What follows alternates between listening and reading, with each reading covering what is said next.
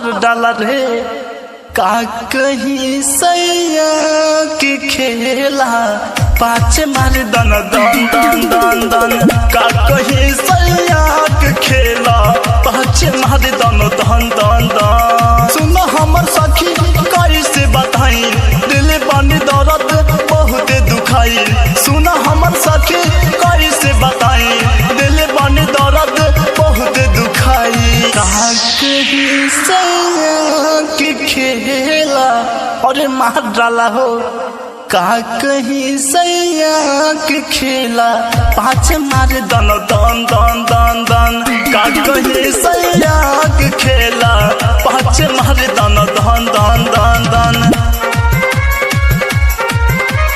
Mix by Umesh Kumar.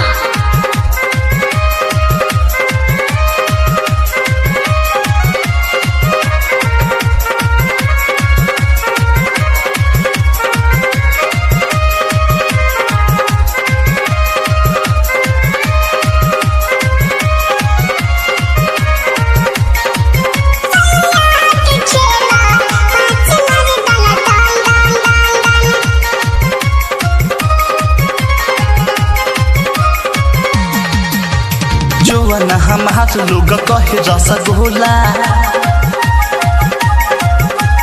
खाए खातिर मांगे ले गाँव मोहल्ला।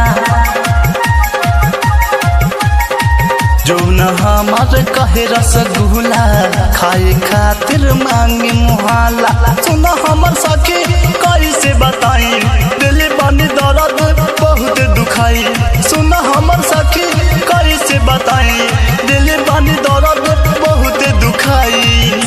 का कहीं सैया की खेला अरे का बताइए सखी का कहीं सैया की खेला पाँच मार दन दन दन दन दन का कहीं सैया की खेला पाँच मार दन दन दन दन दन।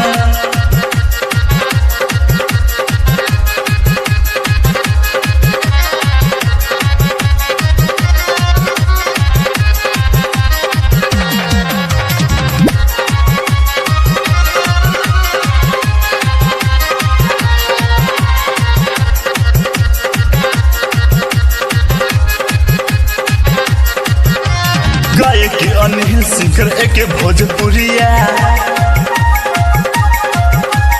बिक विशाल मजा लुटला रहरिया। गायक अनिल सिंगर भोजपुरिया बिक विशाल लूट लहरिया। सुनो हमर सखी कैसे बताई दिल बानी दर्द बहुत बुझाई। सुनो हमर सखी कैसे बताई दिल बानी दर्द बहुत बुझाई। का कहीं सैया की खेला अरे मुआ देबू कहा का कहीं सैया की खेला पाँच मार दन दन दन दन दन का कहीं सैया की खेला पाँच मार दन दन दन दन। सुनो हमर सखी कैसे बताई दिल बानी दर्द बहुत दुखाई। सुनो हमर सखी कैसे बताई दिल बानी दर्द बहुत दुखाई।